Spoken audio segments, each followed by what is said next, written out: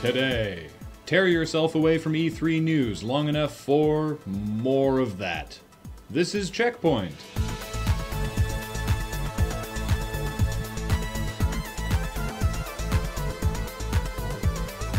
Welcome to CheckPoint. E3 is happening, so it's time to hop on the hype train and get excited because a bunch of marketers told us to.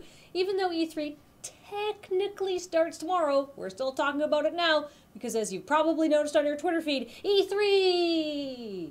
In Microsoft news, games were the focus of the presentation, which probably shouldn't be news, but there you go.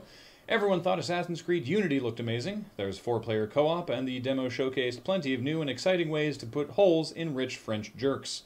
In new IP news, everybody wanted Sunset Overdrive put into their eyes immediately. The game is an over-the-top, self-referential action game set in the aftermath of an apocalypse that was triggered by an energy drink. AKA, remember how much you liked Saints Row? This is even bigger and sillier and more fun. You will like this too, hopefully. Moving on, good old Halo on Xbox One in glorious HD.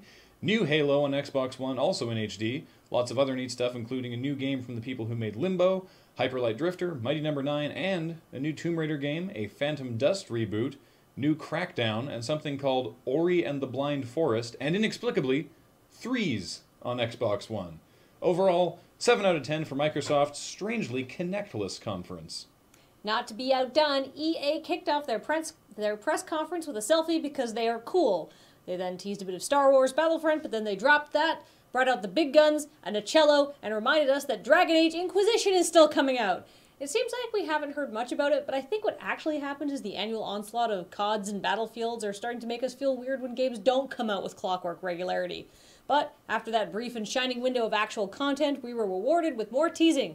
This time for a new Mass Effect game being worked on by BioWare Montreal and an all-new IP in the hands of BioWare Edmonton.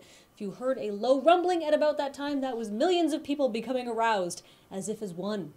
Next up, new Sims with new art style and the long-awaited functionality to micromanage not just every aspect of your Sims' lives, but their very minds too. So that'll be fun. Then it was on to sports. UFC has Bruce Lee, NHL 15 is happening, Criterion is making what seems to be an open-world racing game, PGA Tour is now Extreme, Madden 15 is happening, and FIFA is happening, and they both promise to bring you all the emotion of football, whatever that means. Then it was back to teasing with some conceptual prototype Mirror's Edge stuff, and no release date, which means that they have nothing to show us, and who knows when this will come out, but hey, get hyped. But then, luckily, EA moved on to the realm of games that actually exist and showed off Battlefield Hardline, which launched its beta today. Wait, no, don't go, we've got more show. Damn, we just lost like half our viewers. But for those of you still watching, 5 out of 10 for extreme but largely insubstantial. Amid user complaints that the quality of some Steam Early Access games are, and I'm quoting here, like ass and butt, Valve has updated their FAQ to make it very clear that these games are unfinished and may never be finished, like never ever. Early Access developers could release a barely functional alpha, take your money, and never produce so much as an update, which should be an assumption people make, but apparently they don't. So heed this warning, Internet. Sometimes people are shitty. Be careful who you give your money to. For the first time since 2005, Sony has sold more units of a video game hardware than Nintendo. But what's more surprising is that they have both sold more than Microsoft. Maybe it's not fair to count hardware units when Sony and Nintendo both have numerous and diverse handheld models, while Microsoft only sells the 360 and the Xbox One. But placing third after the financially shaky Nintendo might have had something to do with that whole idea of, you know, maybe we don't need the Kinect as badly as we thought. Devolver Digital, publishers of the Serious Sam series and most recently Vlambeer's Luftrausers, is set to publish a North American remake of Japanese dating sim Hatoful Boyfriend, which means it's time for another installment of Kathleen's Bishi Roundup. What? The characters in the game are pigeons. What am I supposed to do with that? I don't know. Whatever you'd normally do.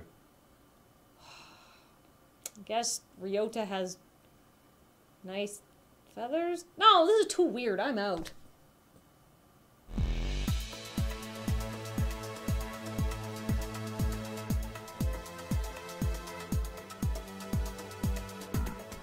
Coming up, Mad Catz Super Street Fighter 4 arcade stick can work with both PS3 and PS4. Interesting, because Super Street Fighter 4 isn't out on PS4.